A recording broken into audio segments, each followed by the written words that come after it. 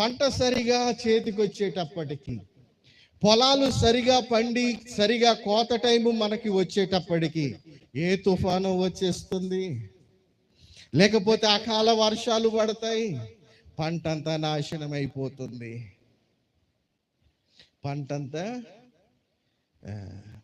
అప్పుడు ఆ వ్యవసాయకుడు అనుకుంటాడట, ఎప్పుడు చేతిలో పిడికెడు విత్తనాలు పట్టుకొని చల్లేటప్పుడు, ఆ విత్తనాలు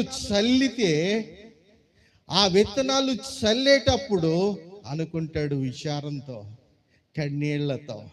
కానీ ఆ కన్నీళ్లతో చల్లే విత్తనాలు ఎలా వస్తాయట చూడండి, ఎలా వస్తాయట?